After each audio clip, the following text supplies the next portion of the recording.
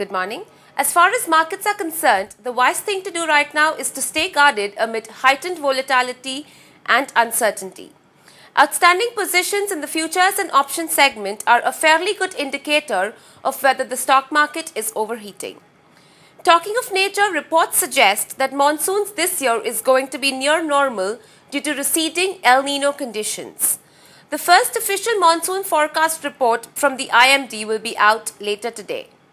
A significant improvement in the rains from last year's near disaster will go a long way in addressing some concerns on inflation.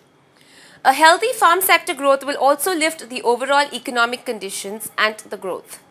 As of now, one can just expect to keep their fingers crossed.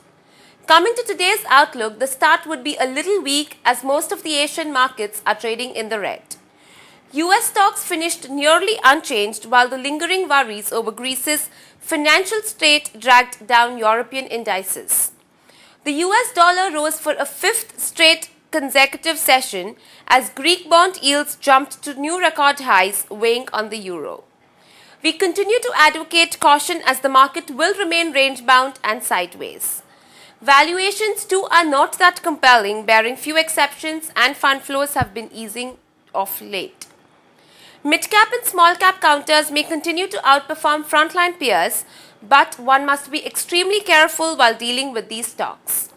The results that would be declared today are ACC, Ambuja Cements, Escorts, Gujarat Gas, Indiabulls Power, M&M Financials, Nestle India, Rallis India, Saskin, Sterlite Technologies, Strides Arcolab, Tata Sponge, Wipro and Zensar. The FIIs net buyers of Rs 829.6 million on Wednesday on a provisional basis. Local funds were net buyers of Rs 252.5 million according to figures published on the NSE's website. In the F&O segment, the foreign funds were net buyers of Rs 4.73 billion. India is expected to grow at 8.75% in calendar year 2010 and 8.5% in calendar year 2011, says IMF. RBI may give some banks more time to meet the 70% provision coverage ratio. It has asked private banks to take its approval for all QIPs and preferential issues. RBI tightened loan securitization rules for banks. The Airport Authority of India plans to levy development fee at non-metro airports. Centre wheat purchases are up 13.6% up to April 20th, 2010. 3G spectrum bids are up 90% to Rs 663 billion on the 10th day of the auction. Telecom panel decides on BSNL listing, says Telecom Minister. RBI will relax the 25% ceiling on classifying bonds in the held to maturity category if the investment is in infrastructure bonds.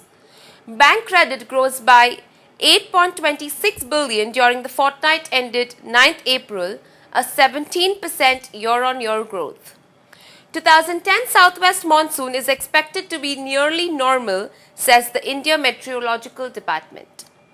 NPAs of public sector banks grew by 23% between March and December 2009. Then moving on to the recommendations, the derivative strategies are long GSPL April future at Rs 93 for a target price of Rs 96 and a stop loss is to be placed at Rs 91.5, and long ACC April future at Rs 933 for a target price of Rs 953 and a stop loss is to be placed at Rs 923. The technical calls are Maruti. Traders are recommended to buy the stock between levels of Rs 1370 to Rs 1383 for a target price of Rs 1425 and a stop loss is to be placed at Rs 1355. And a sell on HDIL. Traders are recommended to sell the stock at levels of Rs 296 to Rs 299 and a stop loss is to be placed at Rs 282. Thank you and have a great day ahead.